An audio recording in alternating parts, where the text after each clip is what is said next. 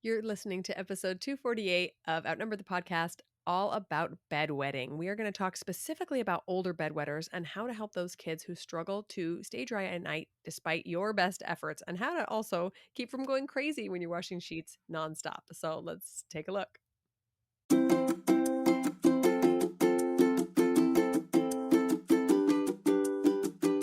Hello, and welcome to Outnumbered the Podcast. I'm Audrey. And I'm Bonnie. We are experienced moms to a combined total of 19 children. In our weekly episodes, we explore relatable topics using our perspectives of humor and chaos. Tune in for advice and encouragement to gain more joy in your parenting journey.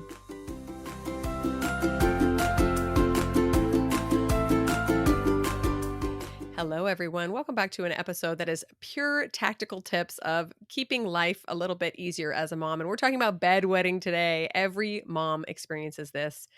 For better or for worse, we all go through this season when kids are wetting the bed and we get to clean up the mess. Yay, our favorite. Oh, yes. Alternate title for this episode, How to Wake Up Soaking Wet Even After You're Potty Trained. Exactly. I have to really train my children to, even though we have a baby who's still not potty trained, to not give her her water bottle in bed or not change her right before she goes to bed, because she'll still wake up sopping wet, 8 hours later, because they've just filled her so full of fluids. So we're going to talk about all kinds of stuff like that. I know. So crazy. Like I still will go to the effort of waking a kid up in the night when they're in potty training, wake them up to take them to the bathroom. And I can remember this one time that I was taking my little kid to the bathroom, and it was a little boy and it wasn't quite aimed in the right direction. It was dark and I ended up all wet anyway. So I was like, okay, fine. What was the point here? So gross. Oh, motherhood, man. So fun. So as we all know, most moms are just thrilled when our kids become potty trained, but the thrill wears off quickly when we realize, generally they're not potty trained at night at the same time. I actually, out of all 10 of my kids, I only had one who was potty trained at daytime and nighttime at the same time. I thought he was just a miracle child. I thought, I'm just that good of a parent. He was a fluke. It was my first too. He was a fluke. Oh, I had one that way too. Yeah. Day, night, everything. And she was really young. And I was like, wow, she must be really smart. And then I had 8 other kids. Yeah, exactly. So bedtime wetting is super duper common. Do not think there's anything wrong with your child or anything wrong with your potty training techniques. Under age 7, bedwetting is completely normal, and even over age 7, but we're going to talk about some factors that can help eliminate that in the older ages.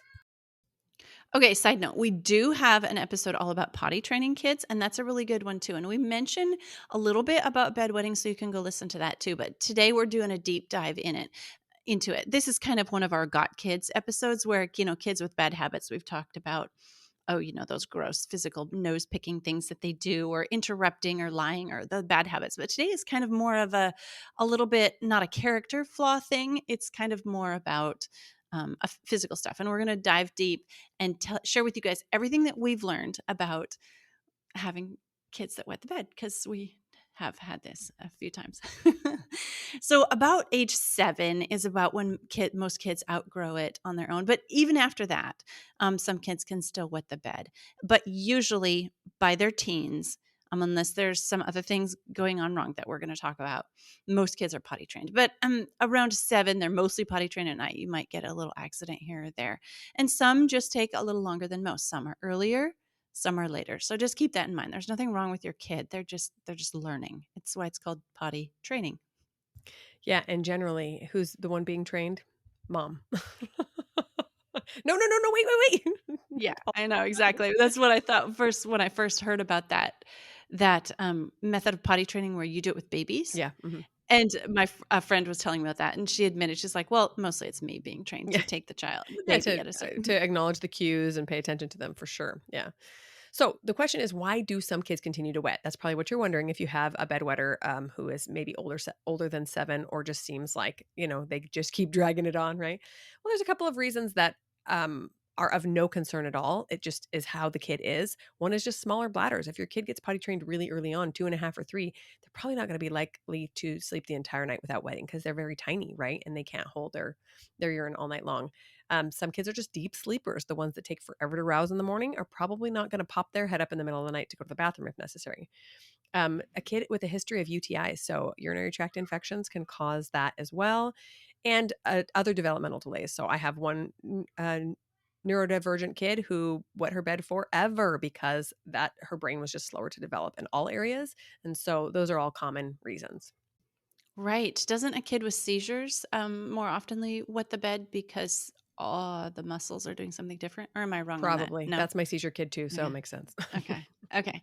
So there are some less common things that can be going on, and these would be a cause for concern, like something that you would look into.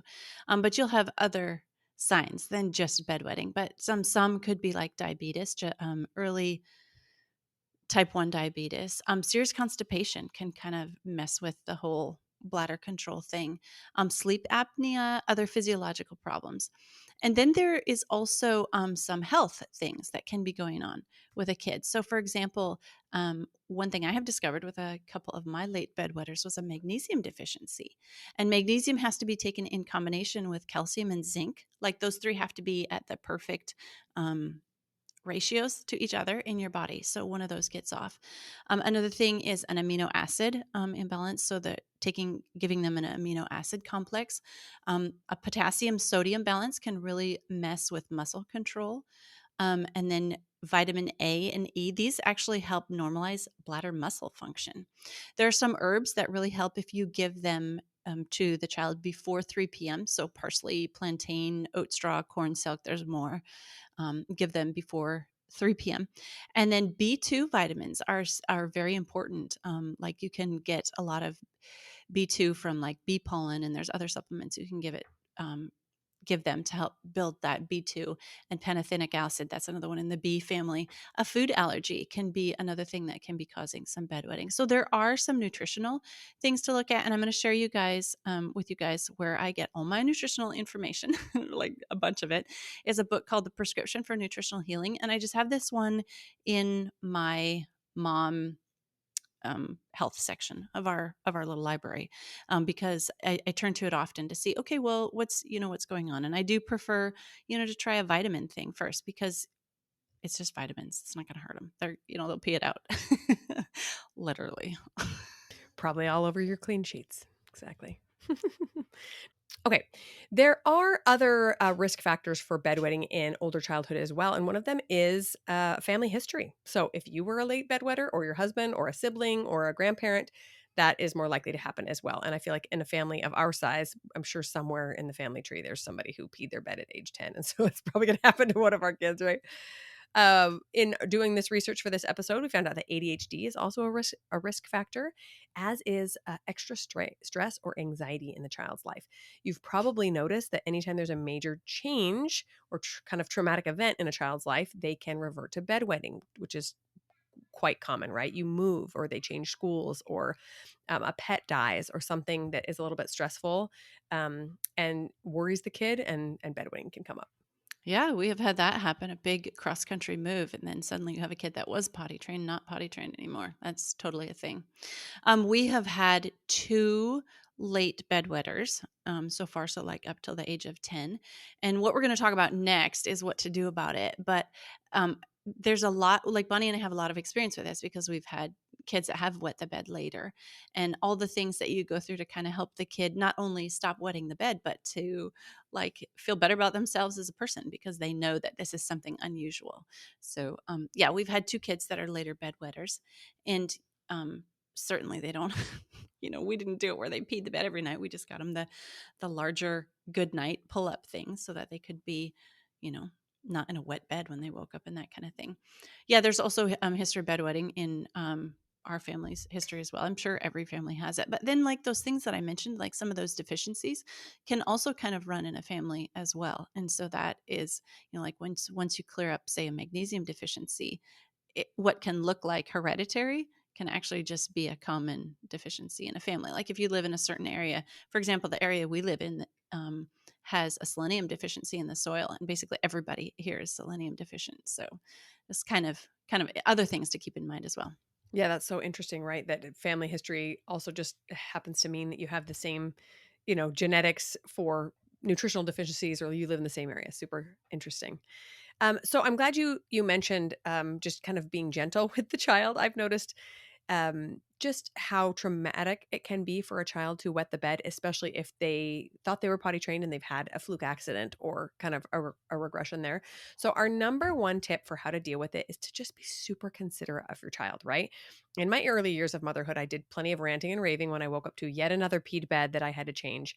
But then I realized, who is this hurting? This is not hurting me nearly as much as it is them. They are the ones that are stressed out and worried and embarrassed and anxious, especially as they get older and older. So that's the first tip is be really considerate of your child's feelings and their own embarrassment.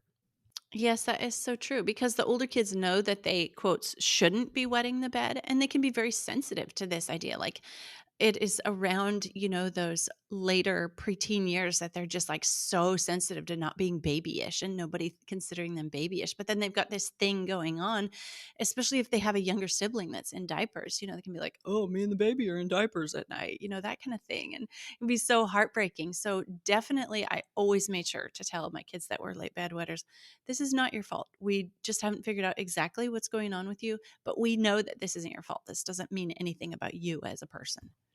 Yeah, and my late bedwetters, because all of our kids are just 2 years apart, they all had kids, siblings underneath them who were potty trained at night. And that was also extra embarrassing. Oh, the kid younger than me doesn't wet the bed, but I do. So it might take a couple of really sweet, loving talks with them to say, yeah, like you said, this isn't your fault. There's really so little that we can do about it until your body just figures it out, but we're going to do everything we can and explain to them the potential deficiencies in vitamins, help them, make sure they have a good diet, all those things. So, and of course, because it is something that they can't cognitively control, right? When you're asleep, you're asleep.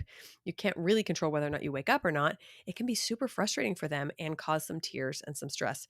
I still remember, here's a TMI moment. I still remember trying to train myself to not wet the bed and having a dream that I got up to go to the bathroom and then I wet my bed in my dream and it like traumatized me because I thought, oh no, I'm not supposed to do this. I was this really kind of type A kid, like you wake up, you go to the bathroom if you have to go. And I was mad because I felt like my brain tricked me. But just be considerate of how much stress they're already feeling, even if they don't show it, and be really considerate. I think every person has a dream like that at some point in their life, don't you? And you know what? That is another thing that we can share with our kids is like this love and this mercy, this compassion is just like, hey, guess what? I know so and so struggled with this, or I personally struggled with this, or, whatever. So that you're not alone is kind of something that is really helpful. And then discretion, like we do not talk about it in front of anybody else because it's something that's so sensitive and so tender with them. And so obviously have discretion. I don't know, like it feels dumb even saying that, but like when it does become like at the forefront of your brain and of their brain, and you gotta be careful in how you handle it. Yeah, I would say especially watch out and be aware of this problem when you're sleeping in unfamiliar places. So usually at least I try to pack appropriately when we travel or we're going to a family reunion or we're camping or something. But be aware that they're going to be extra stressed out about it too because they're in this unfamiliar place. And maybe there's someone around that might notice that they're wearing a pull up to bed or that they had to clean up their own sheets or something like that. You might also want to have a conversation with where the person that is hosting you wherever you're staying. So if you're staying with friends or grandma or something, have a very private conversation with the host later on. Hey, we're still dealing with this. If this becomes an issue, I will happily take the sheets and take care of them. Please just be discreet as well. That can be really helpful for the child. Yeah, we don't do sleepovers either, but usually there's like, six kids piled in a bed and you don't even have to let them know which one went to bed. If it's a person or a situation where there's not going to be discretion involved, you're just There like, you oh, it's go. one of the kids went to bed. There's a whole bunch of who knows who it was. One of them. It's fine. Okay, tip number 2 is be patient. You guys, this is really hard. This is like we have to get a control on this on ourselves. Like they're not doing this on purpose. It's likely a combination of all the innocuous reasons that we mentioned and no cause for concern. But as a parent, as moms, like that's our worry mechanism goes into overdrive and we're like, we got to figure this out and we got to, why am I and then we'll even start doing this dumb stuff like taking on, oh, I must be a bad parent because my kid still wets the bed. That's not helping our kids at all. Just be patient with yourself, be patient with your kids so that you can teach them to be patient with themselves.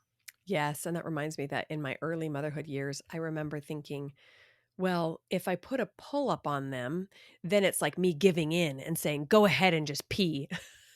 That's not what I was doing. What I was doing when I actually prepared was making life easier on myself. For many years, I was like, well, no, they're just going to go to bed in underwear so that they can feel it when they start to pee. And then I just had to change sheets every single night. So do whatever it takes to make your job easier and also to allow them to feel comfortable. I really feel that it adds extra stress to their nighttime routine if they know they're going to be going to bed in underwear and they've had a consistent problem with wetting the bed.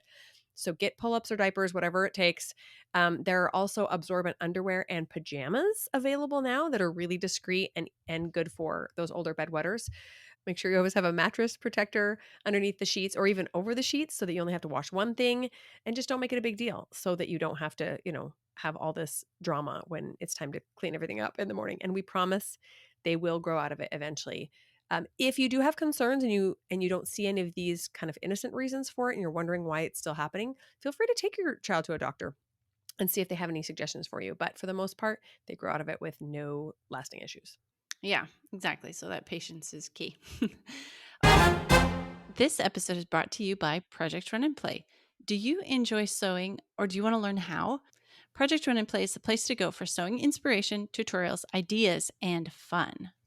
Yes, Project Run and Play is a sewing community that focuses on the collaboration of sewing challenges. And it's actually where Audrey and I met, I think. Run by 4 sewing experts, one of whom is Audrey, Project Run and Play focuses on helping people learn and continue to sew. It is where we met. Wasn't that fun? So fun. Whether it's participating in a sewing challenge or learning to sew using their many patterns and tutorials, this welcoming community has room for you. There's always something going on to inspire you to build your sewing skills. Head over to the Project Run and Play shop for the best, most comprehensive sewing patterns, and there's even some free ones available. And be sure to make the Project Run and Play site your go-to source for tutorials, challenges, and inspiration. Okay, so now we're going to talk about some tactical tips, what you can actually do to kind of set them up for success. Not going to work every time. I mean, we've been talking a lot about pull-ups or those, those larger goodnight diapers. Just set them up for success with those too. And then like you can congratulate them and have a good reward or something when they do wake up in the morning and they're dry. But you have, with the pull-up is dry or the good night diaper is dry, but you haven't, gone through the whole wet sheet thing again. Okay, so here's an obvious one. Limit liquids later in the day or after supper. Or there's also diuretics, so things that create more urine. For example, caffeine is a major diuretic. You're thinking, oh, I'm not going to give my kid caffeine, but what about like chocolate? That's got a little caffeine in it, right? And then limiting fluids after dinner can help a lot.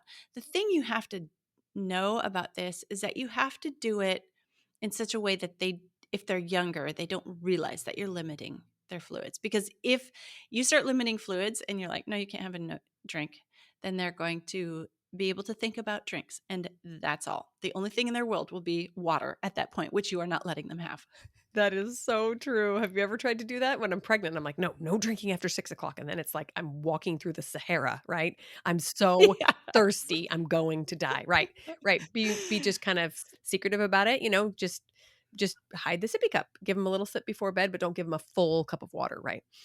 Right. And don't give them a bunch of salty popcorn or something that's Right. going to make them want. And sugar. When my kids have sugar, they get extra thirsty too in the evening. So That's a good point. just Yeah. If they, note these little things. right. If you want to have dessert or something, try it earlier in the afternoon so that they can drink it and then have dinner and be ready for bed. Oh, I love that you mentioned, encouraging them to have a dry pull-up or diaper or whatever they're wearing. My older bedwetters have just promised me the moon, sky, and stars. Oh, just I don't need a pull-up tonight. I'll be fine. I'll be fine. But we just always say, okay, give me 3 nights of dry pull-up and then we'll try again, right? So that we don't always have to be cleaning the mess. That's a good tip. And then, of course, have the child use the bathroom right before bed. I know this is common sense, but how many times have I gone to bed and woken up in the morning and thought, did I even make sure that they went to the bathroom? No, I didn't. Especially the older kids. I'm not asking my 8 or 9-year-old when they went to the bathroom last. I just assume they go brush teeth, go to the bathroom. But that's kind of a higher order thinking, right? Especially if you don't have to go. If the child's like, oh, no, I don't have to go. Just try, sit there, see what comes out, and you will be that much more prepared to go to sleep all night long and not get interrupted.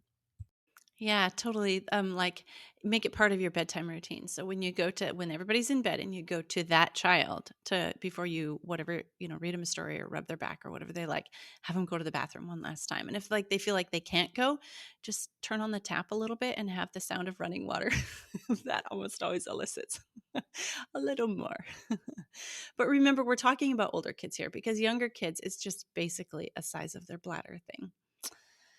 Okay, here's another tip. Try keeping a calendar of when the child wets the bed and then start problem solving from there. Was it an unusual or a stressful occurrence on that day? Is there maybe you're noticing other signs of a food allergy? So start tracking if bedwetting is tied with food allergy things. Think about what they ate that day. Did they have a lot of extra sugar? Was there a bunch of carbs? Try those things to see if you can problem solve a little bit and keep a calendar. Yeah, and then if you can see patterns, even if they're things that you can't eliminate, like maybe it's every time they go back to school on Monday or something, you can at least be a little more prepared that day. That's the day they wear the pull-up because that's the day that usually happens. It is so interesting to me whenever I keep track of things, really anything that my kid is struggling with, how often there is a pattern to it. And I don't think our brains and bodies do things randomly. There's always a reason, obviously. So that's a great tip. Yeah, especially those of us with a lot of kids. It's hard to track which kid did Mhm. what. And so just, it's just helpful to everybody. Right, and in your mind, you might be thinking, "Gosh, he's wetting the bed all the time." And then you look at the calendar, and realize, "Oh, it's actually only been about once a quarter. That's doable. We can deal with that." Right. Another tip is to work on getting your child on a super regular and predictable sleep schedule and routine. So that looks like starting to get ready for bed every night at the same time, going through the same habits. Right. First it's pajamas, then it's brush teeth, then it's go to the bathroom, then it's a story. Whatever you want to do, ensure there are no screens before bed, other regular habits that are going to make their sleep a lot better. Make sure they have a quiet, comfortable, and dark sleep atmosphere. So, in our research, what we learned was just that the better the quality of sleep, the more likely they are to not wet the bed, which is interesting. I would have thought that if you have great quality sleep, you sleep deeper, and maybe you'd be more likely to wet. But that's not what the research says. Research says good pre-bedtime routines and good sleep environment means that they're less likely to wet. Okay, here's another tip. If you guys are going to try some of those things that I suggested above, like some of those herbs or minerals or vitamins, just try one at a time. Me, I kind of tend to be like, okay, we're going to throw in like 5 new things. And then I never know which one it was that worked. And so I have to keep doing all 5 things. Yeah, that's another great thing to put on your calendar, right? Like, okay, we added in B2 this week and we did that all week long and we didn't see any improvement. Next week we're going to add in something else, right? Right, exactly. And then another thing is there are like mechanical things that are out there. Some I'm pretty sure are scams, but some are real, like, and they might work for your kid. So, like, the little alarm that'll shake the bed whenever they sense moisture, like that's kind of training the kid to wake up. So there's more things like that that are out there that are actually made because bedwetting isn't, like we said, it's not an unusual thing. It's a thing. People wet the beds.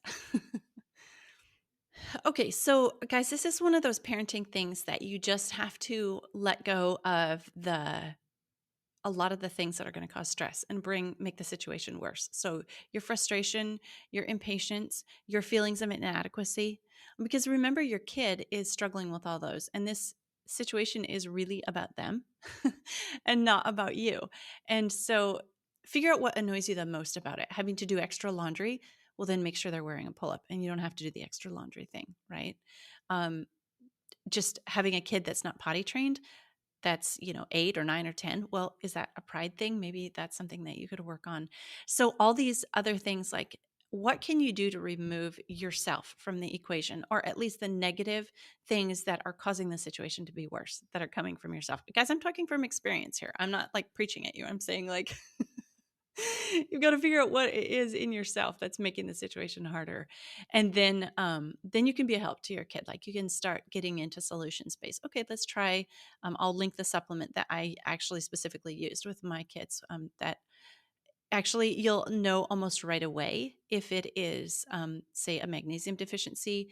I started my kids on CalMag zinc supplement, and within 3 days there was no bedwetting like ever again. Right, so that it sounds dramatic, but it really is. A deficiency is kind of easy to clear up and fix the solution. So you can get into solution space once you remove all of your negative thoughts and your negative energy and your negative self from the equation. And this is something you can overcome. Just remember, it's one of those parenting things that your kid's not going to be doing forever. And if they are, they'll move out and manage it themselves. I mean, there's a there's an age where they're going to take over themselves. But one thing I always think about is like, how are my kids that are later bedwetters going to look back on how I handled it as a mom, how I made them feel? Because that's really what kids remember the most. It's what I remember the most about my childhood, is how I was made to feel. And so my goal, once I kind of figured out that I was not helping my kid feel better when they were already in a situation of feeling bad, was just to help my kids be empowered and feel better through a whole situation that was just not ideal. Yes, such great tips. And I find that the vast majority of my suffering in life, especially in parenting, comes from when I wish things were different than reality, when I can't accept reality. And the reality is, you might have a child who wets the bed until they're 10 or 11. You might have a child who wets the bed every single night and drives you crazy. If you can just embrace it, like sometimes I just tell myself, what if this was just going to happen forever? What if I knew my kid had a special need and he was never going to be potty trained at night? Where would we go from here? And to just confidently head in that direction. And then when he does get potty trained, which most of them do eventually, unless there's serious, serious issues, then, oh, pleasant surprise. Look, we don't have to deal with that anymore, right? But just constantly going, oh, I wish, oh, I wish. And we actually don't deal with a lot of nighttime bedwetting anymore because, I don't know, my younger kids haven't had that problem. But when it does come up, I noticed how frustrated I get because it's been a while since I've dealt with it. So just acknowledge that all the suffering in the world comes from resisting reality. This is your reality. Just confidently move forward and everything's going to be fine. My final tip is to make sure that you minimize disruption to their sleep if they do wake up wet. So very often your kid will wake up in the middle of the night, come say, oh, I wet my bed, and they're crying and they're upset. Help them change quickly and put them to bed somewhere else. That's my best tip. Do not shower them. Do not strip the bed.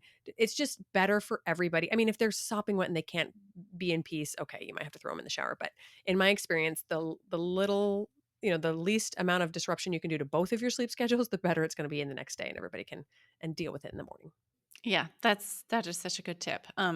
It's just going to be usually a couple hours until morning, and they'll get cleaned up. They're not going to get a rash from a couple hours of finishing the night. So yeah, good thoughts. Okay, friends, we hope this was helpful for you. You are not alone. So many kids deal with this. Reach out to us on Instagram if you have any other questions or want more tips, and good luck with those bedwetters. We'll talk to you next week. I'm Bonnie.